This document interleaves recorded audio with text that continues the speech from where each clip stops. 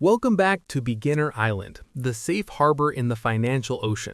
I am your host on this Epic Finesium Odyssey, and this is episode 2.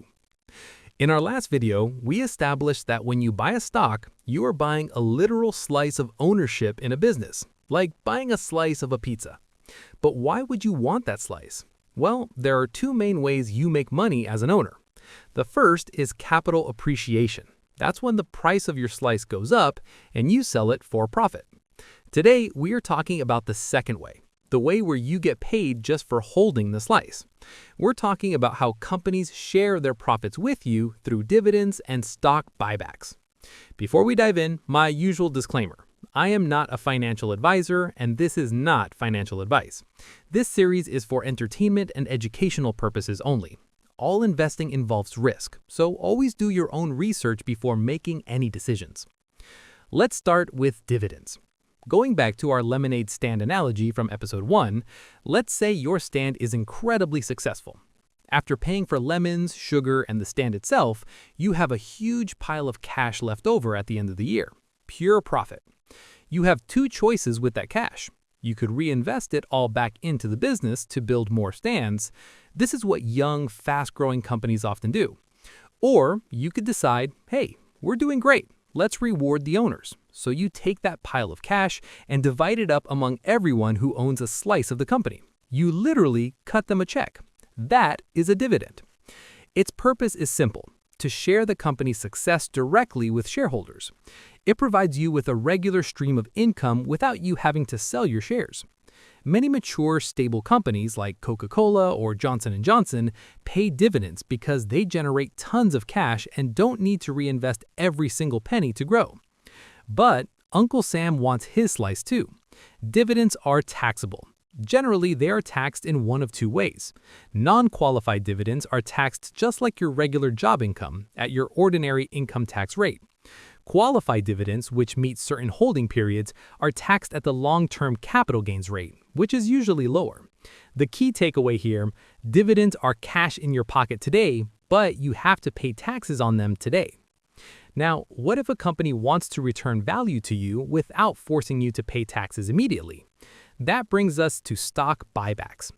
A stock buyback is exactly what it sounds like. The company takes its pile of profit cash, goes out into the stock market, and buys its own shares from whoever is willing to sell. Then they essentially retire those shares. They take them off the table. Why would they do this? Let's go back to the pizza. Imagine our company is a 10-slice pizza. You own one slice, so you own 10% of the company. Now, the company buys back 2 slices and makes them disappear.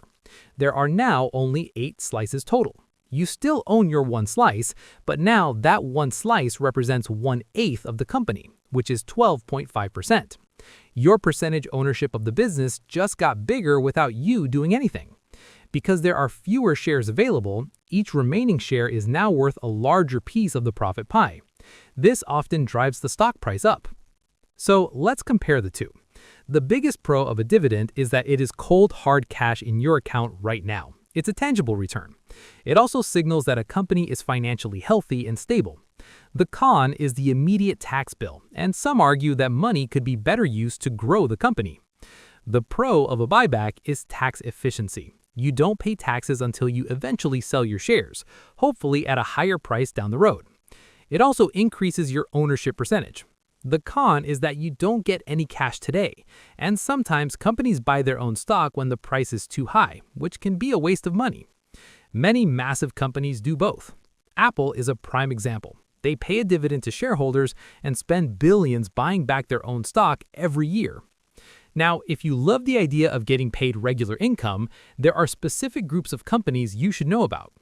First are the dividend aristocrats. These are companies in the S&P 500 index that have not only paid but increased their dividend payout for at least 25 consecutive years. Think about that. Through recessions, bubbles, and crises, they gave their owners a raise every single year. Then there's the dividend kings. These are the ultimate elite. Companies that have increased their dividend for 50 or more consecutive years. Examples include giants like Procter & Gamble, 3M, and Coca-Cola. These are often seen as the bedrock of a stable income portfolio. So how do you invest in these? You could buy shares of Coca-Cola and Johnson & Johnson individually, or you could use an ETF, an exchange-traded fund, which is like a basket of stocks that you can buy with one click. For example, there's an ETF with the ticker symbol NOBL, which only invests in the dividend aristocrats. Another popular one is VYM, Vanguard's High Dividend Yield ETF, which holds hundreds of companies that pay higher than average dividends. Or SCHD, Schwab's U.S. Dividend Equity ETF, which focuses on high-quality companies with sustainable dividends. So, to recap, dividends are cash payments made directly to you, while buybacks are the company buying its own shares to increase the value of the ones you hold. Both are ways of sharing the profit pie with you, the owner. That's it for episode 2 on Beginner Island. You now understand how to get paid just for holding a stock.